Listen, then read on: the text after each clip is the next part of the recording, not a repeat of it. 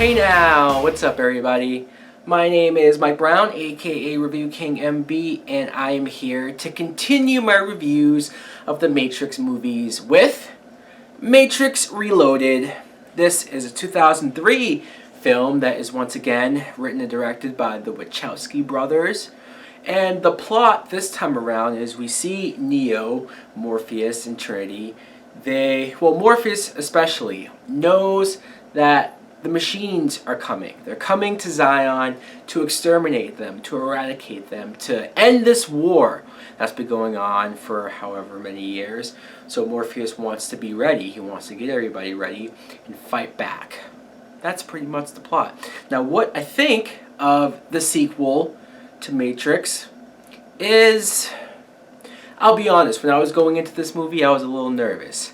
This is my very first time watching the sequel because of how much I enjoy the first movie. I really like it, and I've heard pretty bad things about the sequels.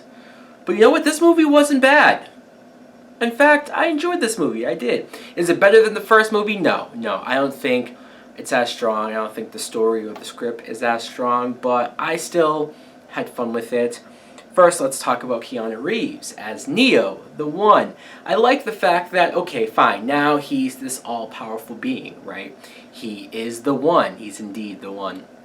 And that could risk the possibility of his character being less interesting or too powerful to the point where he's not as interesting. But I did like the moments where he is dealing with being the One. He is dealing with people reacting to him as if he's some messiah. I mean, I guess technically he is. But they're all giving him things and hoping that he watches over their loved ones, like they're treating him in this high regard. And he's not ready for that. He has his own fears and own insecurities. A big thing that he's going through in this film is not only dealing with whether or not he can end this war, but he's having dreams, nightmares of someday, one day, probably soon, of Trinity dying. Trinity is played by Carrie-Anne Moss, who's now his love, and he puts everything into her. She's what keeps him whole, what keeps him sane together. And I like that. I like that the two of them are or have gotten this close, and that she does represent that for him, so he is scared to death of her dying one day. Carrie-Anne Moss is, I mean, sure, as an actress, she's good, but she's in that leather outfit and those scenes on the motorcycles, she's hot, dude. I do not blame him for not wanting her to die. Lawrence Fishburne as Morpheus. This is Morpheus I really like. So I was going into this sequel hoping that he didn't get stagnant, that he wasn't just further and further in the background and they didn't know what to do with him. I was hoping that maybe we would get some backstory on the character, maybe get to know him more.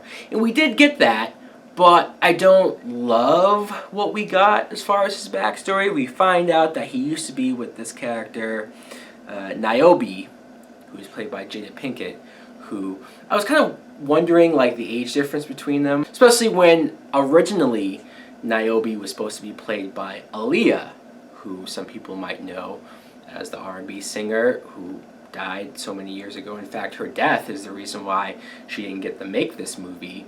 And she's even younger, or at least looks younger, so that would have been more awkward, I think.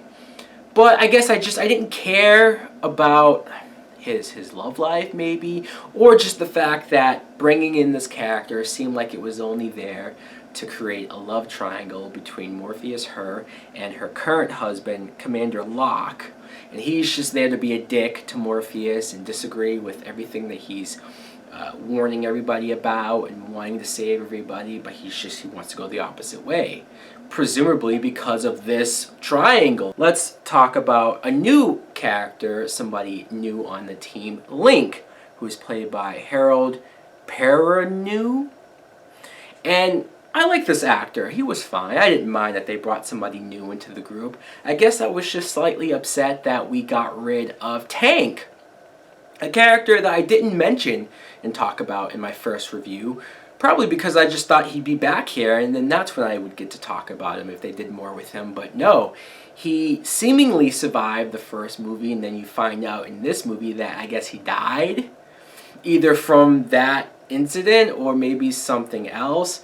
I don't know. I looked up online, and apparently it was really because of the actor, Marcus Chong, who he wanted more money. He disagreed with the Wachowskis about maybe the script or something. I don't know. It just sucked to see that character go because I really liked him. He was a likable guy, and I bought him being there with the group. But it's not their fault. If he was being ridiculous or a dick, who knows? It is what it is. At least the Link character was interesting. I like that they did some stuff with his kids, his wife, the fact that she is the sister of Tank. As far as side characters, I have to just mention that Monica Bellucci is smoking hot. She really is, and it's like, well, duh, news bulletin. But the scene where she makes Neo kiss her in front of Trinity, yeah, sure, it's messed up, but I mean, fuck it, I would not mind doing that myself. Hugo Weaving is back as Agent Smith, and they don't do a whole lot with him. I figure that they're saving him for the third part, or they're gonna do more with him. I am glad that they didn't just get rid of him, because Hugo Weaving is a great villain, great character, so I'm glad they brought him back. In fact, I even find it interesting that he was, we thought, destroyed by Neo, but in fact he was reborn, remade by Neo accidentally, and now he's something bigger, or he's gone off on his own. He doesn't even work for the agency anymore. In fact, he's turning some agents into clones of himself. In fact, he can turn real people into clones. Kind of weird. I mean, I don't really completely understand it. It's a little goofy when, like, you see some scenes and it's like 100 Agent Smiths, and like the scene on the roof where they're fighting Neo, and like, you could say it's cool, but I just couldn't disconnect myself by how CGI'd it looked. It was a lot of CGI, and obviously this is the Matrix. It's a dream world. It's supposed to be over the top. I don't mind CGI existing in that world. It works for those cases, but here, when you overly CGI the people, or when the whole fight looks like a PlayStation 2 video game, because that's how much CGI they're using on Neo and the Agent Smiths, it was a little uncomfortable to watch. Like, I kind of wish it didn't use that much CGI, like the scenes later on when Neo's fighting those 4 or 5 guys in that room, and he's kicking ass, and it's really Keanu Reeves doing the stunts and the fighting. That's the type of fighting I want to see. I don't want to see the overly CGI type of fighting that was in that scene earlier. But I can't deny some of the cool action stuff, like the car chase scene on the highway is pretty freaking awesome, and you could tell the budget for this movie is a lot bigger. You take the budget from the first film, which was 60-something million, now it's 150 million. It's almost 3 times the budget, and it shows. You can see that. Okay, they made it bigger, they expanded on the world. I admit that the first maybe 20 minutes, half hour, I was a little bored by some of the Chancellor stuff or the committee stuff going on. It was almost Star Wars prequels, too much political stuff that I didn't really care about. But once it gets into the action, once it really goes into the story, I was pleasantly surprised by how much fun it was, how much action that was in there, and I liked all the main characters. So there's not much more I can complain about this movie. Now I'm going to the third one. We'll see how that goes. But Matrix Reloaded, not bad. Not bad at all. Anyways, guys, let me know in the comments below, what do you think of the Matrix sequel? Do you like it? Is it underrated? Does it get too much hate? Thanks for watching. Like, comment, subscribe. Later!